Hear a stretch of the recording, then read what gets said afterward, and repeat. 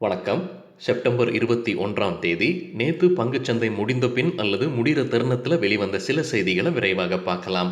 முக்கியமான தகவல், நான் செபி ரெஜிஸ்டர்ட் அட்வைசர் கிடையாது. இந்த வீடியோவில் காட்டக்கூடிய அனைத்து கம்பெனிகளும் வெறும் இன்ஃபர்மேஷனல் பர்பஸ்க்காக மட்டுமே. முதலீடு பண்ணுங்கன்னு சொல்கிற வீடியோ கிடையாது. எந்த ஒரு முதலீட்லையும் ரிஸ்க் இருக்கும். ரிஸ்க் புரியாமல் இன்வெஸ்ட் செய்யாதீங்க.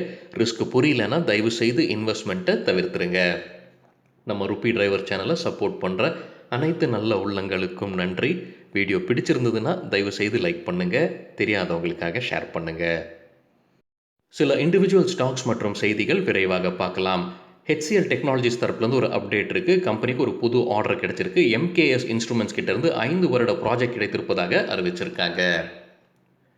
கேடிலா ஹெல்த் கேர் தரப்புலேருந்து ஒரு அப்டேட் இருக்குது. கம்பெனி அவங்களுடைய 2 பிரான்ச்சை விற்பனை செய்கிறாங்க.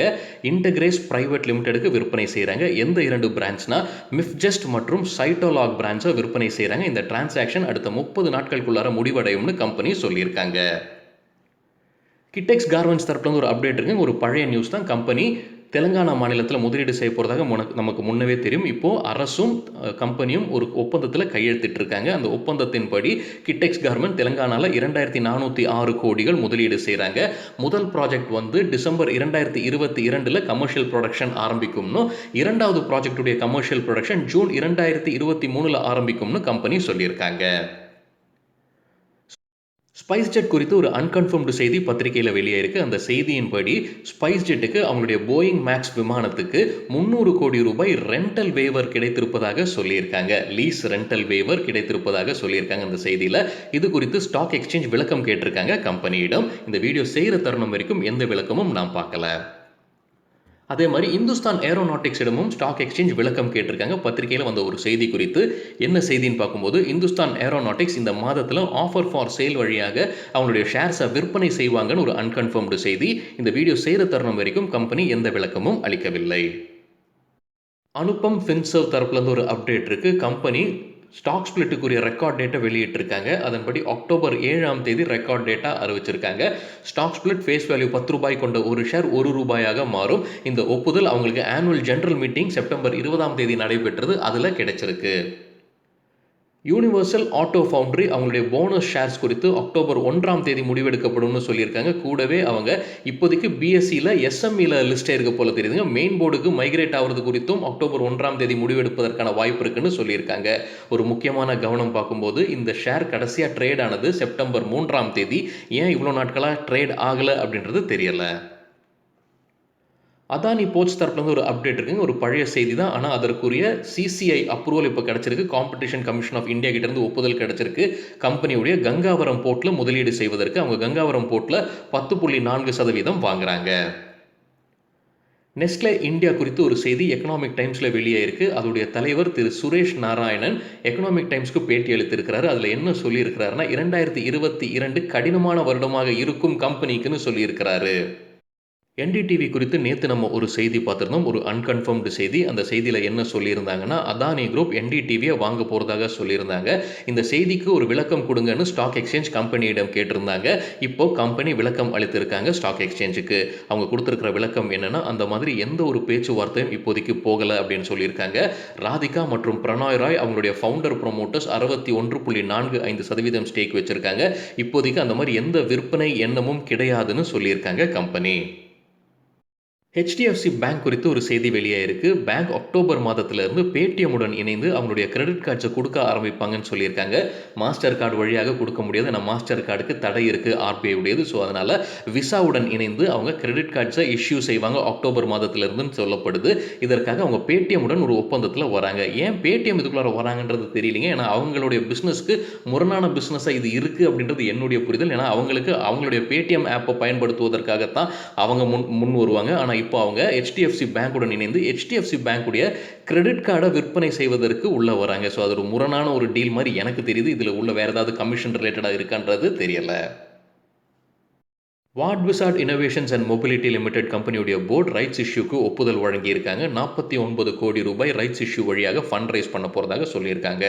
ரெக்கார்ட் டேட் மற்றும் கூடுதல் தகவல் பிற்பாடு அறிவிக்கப்படும்னு சொல்லியிருக்காங்க கம்பெனி. ரைட்ஸ் இஷ்யூனா என்ன, ஒரு கம்பெனி ரைட்ஸ் இஷ்யூ அறிவித்தா ஷேர் ஹோல்டர்ஸ் என்ன செய்ய வேண்டும்னு நம்ம வேறொரு வீடியோவில் டீட்டெயில்டாக பேசியிருக்கோம். அது செய்யலைன்னா நஷ்டம் அடையும் அப்படின்றது தான் என்னுடைய புரிதல். அந்த வீடியோட லிங்க் இந்த வீடியோட டிஸ்கிரிப்ஷனில் இருக்குது. பார்க்கணுன்னு விருப்பப்படுறவங்க தயவு செய்து பாருங்கள். DJ media print and logistics limited தரப்புலேருந்து அவங்களுக்கு கிடைத்த ஒரு ஆர்டர் குறித்தான அப்டேட் வெளியிட்டிருக்காங்க. எல்ஐசி ஜபல்பூர் கிட்டேருந்து அவங்களுக்கு ஒரு ஆர்டர் கிடைச்சிருக்கு, பிரிண்டிங் ஆர்டர் 2021 2024 வரைக்கும். ஆனால் என்ன தொகைக்கு இந்த ஆர்டர் கிடைச்சிருக்குன்ற தகவல் கம்பெனி வெளியிடலை. கோல்டே பாட்டில் டெவலப்பர்ஸ் கம்பெனியுடைய ஷேர்ஸை பிஜிஐஎம் இந்தியா மியூச்சுவல் ஃபண்ட் வாங்கியிருக்காங்க. 5 லட்சம் ஷேர்ஸ். ஒரு ஷேருடைய விலை 314 ரூபாய் 36 பைசா. சாலிட் கண்டெய்னர்ஸ் லிமிடெட் கம்பெனியுடைய ஷேர்ஸை நியூ இந்தியா அஷூரன்ஸ் கம்பெனி விற்பனை செய்திருக்காங்க. 25,000 ஷேர்ஸ். ஒரு ஷேருடைய விலை 41 ரூபாய் 55 பைசா. கேபி எனர்ஜி லிமிடெட் தரப்புலேருந்து ஒரு அப்டேட் இருக்குது. கம்பெனிக்கு குஜராத்திலிருந்து விண்ட் பவர் ப்ராஜெக்ட் ஒன்று கிடைத்திருப்பதாக அறிவிச்சிருக்காங்க.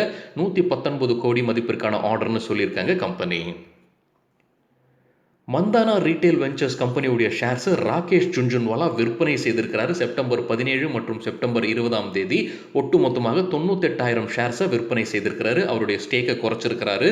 10.77% 10.33% குறைச்சிருக்கிறாரு Rakesh Jhunjhunwala Mandhana retail வெஞ்சர்ஸில்.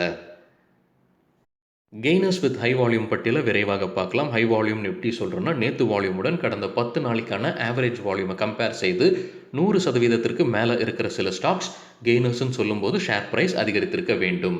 ஹெச்எல்இ Glascoat 20% share ப்ரைஸும் 287% வால்யூம் அதிகரித்தது. ஒரு நம்ம செய்தியும் பார்த்துருந்தோம்னு நினைக்கிறேங்க. நியோஜன் 12% ஷேர் ப்ரைஸ் அதிகரித்தது, 107% வால்யூம் அதிகரிப்பு.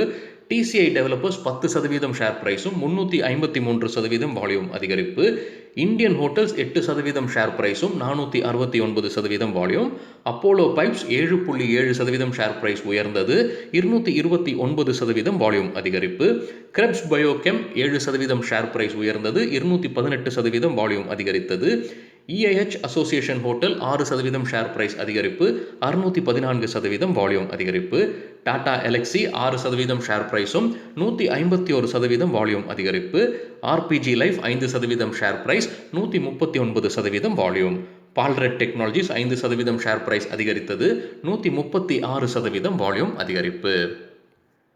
லூசர்ஸ் வித் ஹை வால்யூம் பட்டியலில் டாடா ஸ்டீல் 9.6% விழுந்தது, 206% வால்யூம் அதிகரிப்பு. ஜிண்டால் ஸ்டீல் 9% விழுந்தது, 111% வால்யூம் அதிகரிப்பு. என்எம்டிசி 7.7% விழுந்தது, 125% வால்யூம் அதிகரிப்பு. ஜேஎஸ்டபிள்யூ ஸ்டீல் 7% விழுந்தது, 126% வால்யூம் அதிகரிப்பு. எம்பசி ஆஃபீஸ் 6% ஷேர் பிரைஸ் வீழ்ச்சி, 198% volume. Sree leathers 5% share price விழுந்தது, 116% வால்யூம் அதிகரிப்பு. சரிங்க, இதுதான் சில விஷயங்கள் என்னுடைய பார்வைக்கு எட்டியது. நன்றி, வணக்கம்.